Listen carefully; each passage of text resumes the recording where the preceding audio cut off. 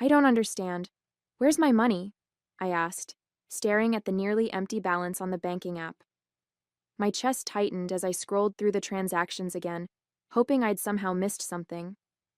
But no, the balance was unmistakable. Almost $10,000. The money I'd worked for every summer since high school was gone. Edward, my stepfather, sat across the kitchen table, casually flipping through the mail. He didn't even look up. Relax, Clarice. It's not gone.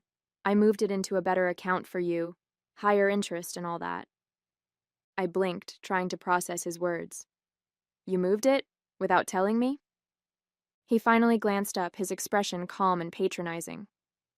You'll thank me later. It's earning more for you this way. Something about his tone didn't sit right with me. What account? I asked, my voice sharper now. Show me. Oh, it's tied up in some obligations right now, he said, waving his hand dismissively. But don't worry, it's being put to good use. My name is Clarice, and I've been saving for my future since I was 16. I worked every summer, sometimes 2 jobs, juggling shifts at the coffee shop in the mornings and the ice cream stand in the evenings. I'd skipped vacations with friends, passed on new clothes, and ate more ramen than I'd like to admit, all to build my savings. That money was supposed to be my ticket to independence. I didn't know yet if I'd use it for tuition, a down payment on a place of my own, or maybe even a trip to Europe one day. All I knew was that it was mine, and I'd earned every cent of it. Edward and my mom, Margaret, had always been dismissive of my efforts, brushing off my plans with comments like, "You're young, you have time to figure it out." But I'd never thought they'd outright take from me, until now. The full truth came out later that evening. After hours of pestering Edward, I finally cornered Margaret in the living room. Where's my money, Mom? I demanded, my voice trembling with frustration. Edward said he moved it into some account, but he won't tell me where. She hesitated, glancing toward the kitchen where Edward was fixing himself a drink. Look, Clarice, she began, her voice soft but firm. It's not as bad as you think. That's not an answer, I snapped. What did you do with it? Her face tightened, and I knew immediately that whatever she was about to say would make my blood boil. We used it to pay for Emily's tuition, she admitted. Emily? I repeated, stunned. Your stepdaughter? You used my money to pay for her college? She needed it, Clarice, Margaret said defensively. Her financial aid didn't come through, and she was at risk of losing her spot. What were we supposed to do, let her drop out? Yes, I yelled, unable to hold back. She's not my responsibility. That money was for me. How could you think this was okay? Edward appeared in the doorway, holding his drink like it was a prop in some smug performance. You're young, he said, echoing Margaret's favorite excuse. You can always earn it back. Emily didn't have that kind of time. The room spun as their words sank in. Every sleepless night, every blistered hand from double shifts, every penny I'd pinched, it had all been for nothing. They'd taken what was mine and used it to bail out Emily, who, as far as I could tell, had never worked a day in her life. I want it back, I said, my voice cold and steady. Every cent. Edward snorted, taking a sip of his drink. You're being dramatic, Clarice. It's already spent. What do you expect us to do, pull it out of thin air? I don't care how you do it, I shot back. Figure it out. Margaret sighed, rubbing her temples like I was the unreasonable one. Clarice, please. You're acting like we robbed you. We're family. Sometimes sacrifices have to be made. Sacrifices? I snapped. I made sacrifices. I worked for that money. Emily didn't sacrifice anything. You stole it and handed it to her like it was yours to give. That night, I barely slept. I lay in bed replaying the conversation in my head, my anger simmering hotter with every passing hour. By morning, I'd made up my mind. The first call I made was to Danny. I need help, I told her, my voice shaking as I explained what had happened. Her outrage was immediate. They did what? Clarice, that's theft. You need to call a lawyer. The second call I made was to a law firm Danny recommended. The woman I spoke to listened patiently as I poured out the whole story. from Edward's manipulative charm to Margaret's dismissive excuses. "This is a clear case of unauthorized use of funds," the lawyer said after a long pause. "We can definitely pursue legal action, but it'll require some documentation on your part. Do you have access to the account statements?" "Yes," I said, my determination hardening. "I'll send you everything." As I hung up, a strange calm settled over me. I wasn't sure what would come next, but one thing was clear. I wasn't letting them get away with this. Edward and Margaret thought they could take advantage of me because I was young, because I was family, because they assumed I wouldn't fight back. They were about to learn how wrong they were. The next few days were a whirlwind of phone calls, emails, and an overwhelming mix of emotions. Danny sat with me one evening, helping me sort through old bank statements to gather evidence for the lawyer. "I still can't believe they had the audacity to take it," she said, shaking her head as she highlighted the suspicious transfer. "Like, who does that? And for Emily of all people. Doesn't she already get everything handed to her?" I nodded, biting the inside of my cheek to keep from snapping the pen I was holding. "She's never had to work for anything in her life, and now they're acting like I'm the selfish one for wanting my money back." "Well, you're doing the right thing," Danny said firmly. "They're counting on you feeling guilty, but you don't owe them anything. This was theft, plain and simple." The lawyer, Rebecca, agreed. During our first formal meeting, she reviewed the documents I'd brought and nodded approvingly. "This is more than enough to support your case," she said. "Since Edward transferred the money from your account without explicit permission, it qualifies as unauthorized use of funds. We'll start by sending a demand letter." I leaned forward in my chair. "And if they ignore it?" "Then we escalate," she said simply. "But trust me, most people respond when the legal system gets involved. They're likely panicking already." The thought of Edward and Margaret scrambling to cover their tracks gave me a grim sense of satisfaction. For years, they'd treated me like an afterthought, prioritizing Emily at every turn. Now, they'd finally have to face the consequences. The demand letter arrived at their house 3 days later. I imagined the scene. Edward opening the envelope, his smug smile fading as he read the contents. Margaret pacing the kitchen, wringing her hands and muttering about ungrateful children.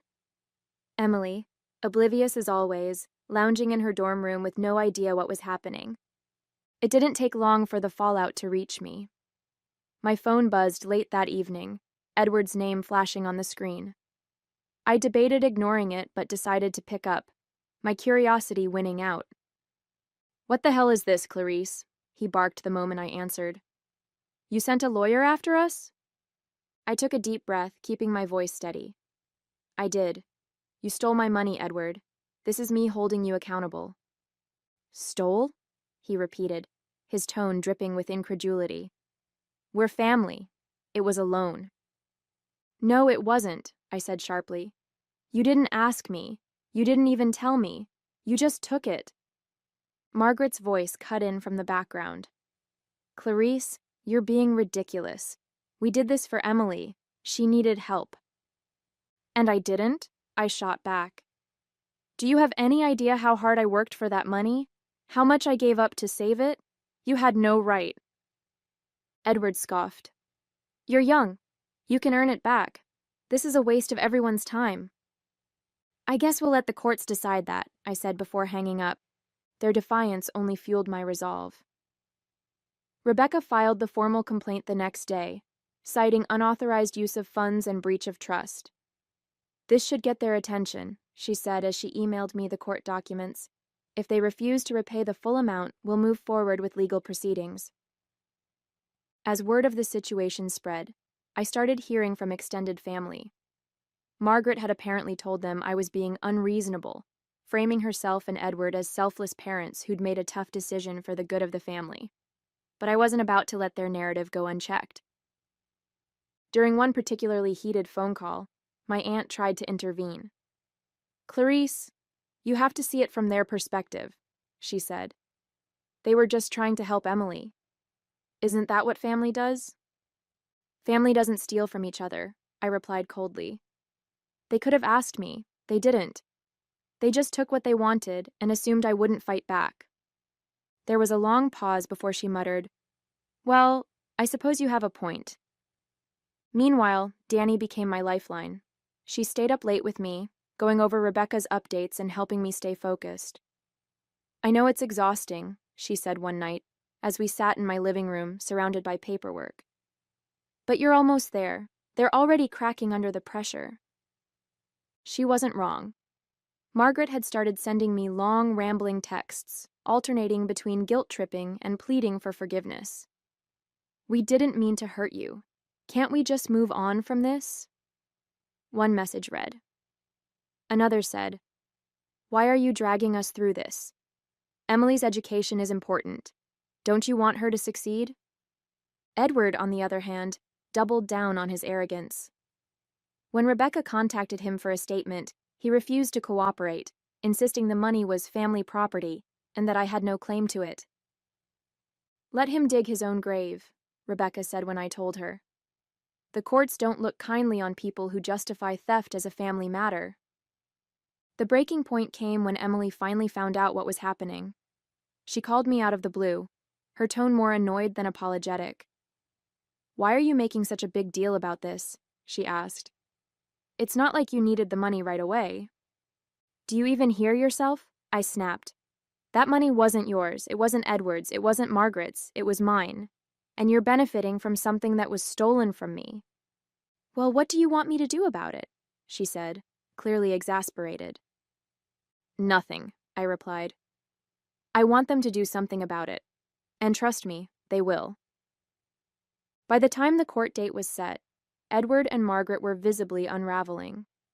Rebecca had built a strong case, and with the mounting pressure of legal fees and the looming possibility of a formal judgment, they finally reached out to discuss a settlement. "We'll pay you back," Edward said begrudgingly during the mediation. "But this is ridiculous, Clarice. You're tearing the family apart over a misunderstanding." "No," I corrected him.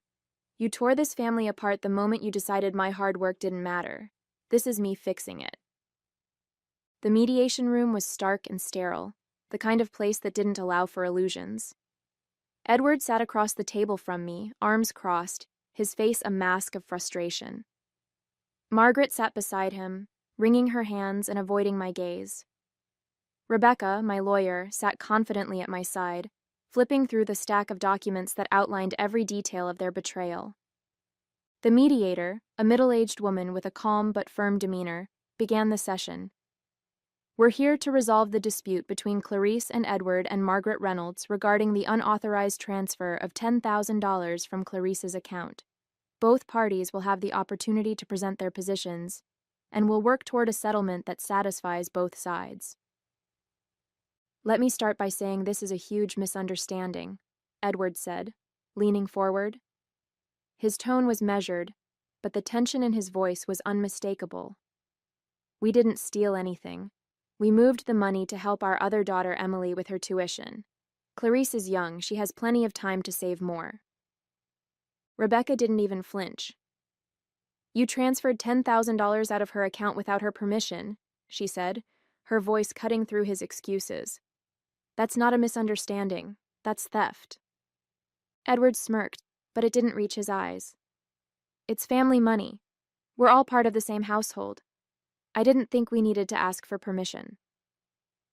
"You didn't think you needed to ask," Rebecca repeated, her tone incredulous. "Even though the account was in Clarice's name and she was the sole contributor?" Margaret finally spoke up, her voice shaky. "We didn't mean to hurt her. We just thought—" "That she wouldn't notice? That she wouldn't care?" I interrupted, my voice cold. "You thought you could take what I worked for and call it a family decision. That's not how this works." The mediator raised a hand to stop the back and forth. "Let's focus on the facts," she said, her tone firm. "Clarice, your position is that the $10,000 was yours, earned through your work, and transferred without your consent. Is that correct?" "Yes," I said, holding my gaze steady. "It was my money, saved over years of working multiple jobs. I didn't agree to any of this." "And Edward," the mediator continued, You claim the transfer was made in good faith, with the intention of helping your other daughter? That's right, he said, his voice sharp. It wasn't malicious. We were just trying to help Emily. Then why didn't you ask me first? I shot back. Why did you lie and say it was going into a higher interest account? Edward opened his mouth, but no words came out. For the first time, he looked genuinely cornered. Rebecca took over, sliding a document across the table. This is the transaction record showing the unauthorized transfer. It clearly states that Edward accessed the account without notifying Clarice. Additionally, we have screenshots of text messages where he admits to using the money for Emily's tuition. There's no ambiguity here. Margaret paled as the mediator examined the evidence. Edward's jaw tightened, his bravado fading. We didn't think it would be such a big deal, he muttered, almost to himself. It's a big deal, I said, my voice steady but firm. You didn't just take money. You took my trust. And now you're trying to justify it instead of owning up to what you did. The mediator set down the document and folded her hands. Edward, Margaret, based on the evidence presented, it's clear that the funds were transferred without Clarice's consent. While I understand your intentions, your actions violated her financial autonomy. The recommendation is for full repayment, along with any associated legal fees incurred by Clarice. Margaret gasped softly, but Edward didn't move, his face a mask of controlled fury. How are we supposed to come up with that kind of money? He asked, his voice tight. That's not my problem, I said coldly. Figure it out, just like I had to figure out how to save it in the first place. After a tense silence, the mediator spoke again. If you agree to the repayment, we can settle this here today. Otherwise, Clarice has the option to pursue a civil lawsuit, which could result in further financial penalties. Edward exhaled sharply, glaring at me like I was the one who had wronged him. Fine, he said through gritted teeth. We'll pay her back. The mediator nodded, sliding a settlement agreement across the table. Please review and sign. As they scrawled their signatures, Margaret looked up at me, her eyes filled with something between anger and sadness. We didn't mean for it to come to this, she said quietly. It didn't have to, I replied, meeting her gaze. You made the choice to take what wasn't yours. I'm just making sure you face the consequences. Walking out of that room, I felt a mix of emotions, relief, vindication, and a lingering sadness for what could never be repaired. Rebecca placed a reassuring hand on my shoulder as we headed to the elevator. You handled that perfectly, she said. They're lucky you didn't push for more. They'll pay for what they did, I said. That's all I wanted. But deep down, I knew it was about more than the money. It was about proving to myself that I wouldn't let anyone, not even my own family, treat me like I didn't matter. The check arrived in my account 2 weeks later, the first of several payments outlined in the settlement agreement. It wasn't the full $10,000 yet, but seeing even a fraction of my money returned felt like a victory. For the first time in weeks, I breathed a little easier. It wasn't just about the money, it was about knowing I had taken a stand. Margaret called the day after the transfer. Her voice was softer this time, almost apologetic. Clarice, she began, hesitating, we've started making the payments. I hope this means we can start moving on. I didn't respond immediately, choosing my words carefully. Moving on isn't just about paying me back, I said. It's about understanding what you did and why it was wrong. We didn't mean to hurt you, she said quickly. We were just trying to help Emily. You keep saying that, I replied, my tone even. But you didn't ask. You didn't even think about how it would affect me. That's what hurts the most. She sighed heavily, and for a moment I thought she might finally take responsibility. But then she said, You're young, Clarice. You have your whole life ahead of you to rebuild. Can't we just put this behind us? I clenched my jaw, feeling the familiar frustration bubbling up. This isn't about being young or old, Mom. It's about respect, and if you can't understand that, maybe we're not ready to move on. Her silence spoke volumes. Danny came over that evening with a bottle of wine to celebrate the first payment. To holding people accountable, she said, raising her glass with a grin. To never letting anyone take advantage of me again, I replied, clinking my glass against hers. As we talked, I realized just how much this experience had changed me. For years, I'd let Margaret and Edward's dismissive attitudes chip away at my confidence, convincing myself that standing up to them wasn't worth the fight. But now I knew better. Setting boundaries didn't make me selfish, it made me strong. A few weeks later, I got a message from Emily. It was brief and awkward, a half-hearted apology for her role in everything. I didn't know they were using your money. I'm sorry if I benefited from it, she wrote. I didn't bother replying. Whether she knew or not didn't change the fact that she had been complicit in a system that put her needs above mine. Forgiveness might come eventually, but not yet. Edward predictably stayed silent. He made the payments on time but didn't reach out, his pride likely keeping him from acknowledging the situation any further. That was fine by me. I wasn't interested in mending fences with someone who saw me as little more than a resource to exploit. As the payments continued to roll in, I started to feel like I could breathe again. I adjusted my budget, reopened my savings account, and set new goals for the future. The betrayal still stung, but it no longer consumed me. Instead, it fueled me, reminding me of my own resilience and the importance of protecting what I'd worked so hard to build. The money would eventually add up, but the sense of empowerment I'd gained from standing up for myself was priceless. Months later, as the final payment hit my account, I stared at the total balance with a mixture of pride and relief. My savings were whole again, not just the money I'd worked so hard for, but the validation that came with reclaiming what was rightfully mine. It felt like a new chapter, one where I finally had control over my future. I treated myself to a quiet celebration that evening. No big parties, no extravagant purchases, just a simple toast in the comfort of my apartment. I'd rebuilt what they had tried to take from me, and the lessons I'd learned in the process were worth even more than the money. Margaret called again shortly after the final payment. This time her tone was measured, almost careful. "Clarice," she began, "I know we've had our differences, but I hope we can move forward now." "Moving forward means respecting me," I said, my voice calm but firm. "Not just my money, but my decisions, my boundaries, my autonomy. If you can't do that, there's nothing to move forward to."